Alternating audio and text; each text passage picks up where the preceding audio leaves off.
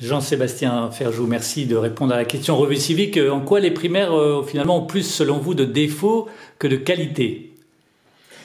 Je pense qu'on a beaucoup présenté les primaires comme une solution de renouvellement de la vie politique, de renouveau de la démocratie, dans le fil de tout ce mouvement participatif, de plus impliquer les citoyens. Mais je pense que ça n'est jamais que du renoncement, que nous vivons dans des démocraties représentatives, qu'il aurait mieux valu et qu'il vaudrait toujours mieux se battre au cœur des partis, au sein des partis. Effectivement, les partis ne jouent plus leur rôle, alors que c'est quand même le rôle des partis que de créer des majorités politiques, des majorités sociologiques, faire en sorte qu'il y ait 20 millions de personnes, si on raisonne sur le deuxième tour d'une présidentielle, dont on sait bien qu'il n'y a jamais 20 millions de personnes qui ont des intérêts exactement communs, mais c'est le rôle des partis justement de quadriller le pays pour faire coexister des gens dans une offre politique. Les primaires ne font ça qu'en apparence. Les primaires, c'est le renouveau démocratique. Et en quoi c'est pas mieux que la sélection dans les couloirs d'un parti politique?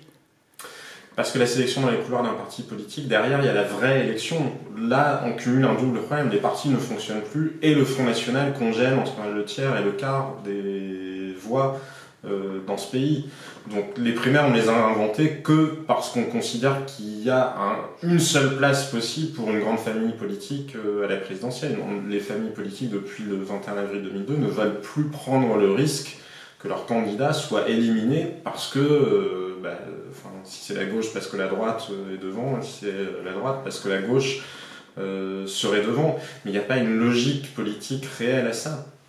Et ensuite, les primaires, mécaniquement, ont un biais censitaire. C'est comme si on avait réinventé la démocratie censitaire. La sociologie des gens qui vont participer à une primaire, même en cas de succès, reste une sociologie extrêmement homogène. C'est plutôt la France des grandes villes, la France qui va bien, c'est plutôt des gens un peu plus âgés, aisés. Mais ça aurait été le cas des adhérents du parti Les Républicains, ça aurait été aussi sociologiquement particulier. Oui, mais les électeurs, non.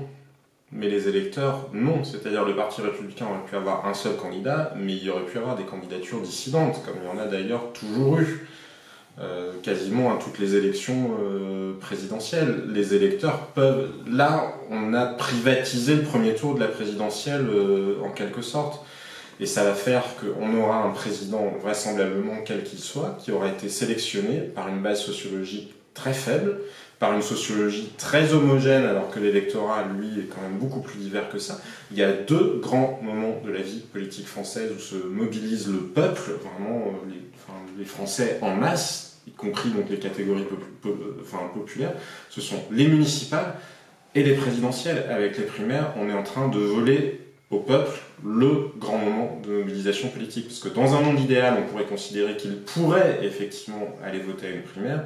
Dans la réalité, ils ne le font pas plus qu'ils ne vont voter au départemental, au régional ou aux élections dont ils perçoivent mal les enjeux. Parce qu'effectivement, la sélection au sein d'un parti n'est pas forcément beaucoup plus démocratique, si ce n'est quand même qu'un parti joue ce rôle dont je vous parlais tout à l'heure, de creuset, de majorité sociologique. Ce qui n'est pas le cas d'un candidat de primaire, qui est en général beaucoup plus en train de jouer son propre destin. Et on voit bien en plus que les écuries ne sont pas faits sur des partages très clairs d'un point de vue idéologique, mais plutôt sur des considérations de personnes. Merci beaucoup, en tout cas.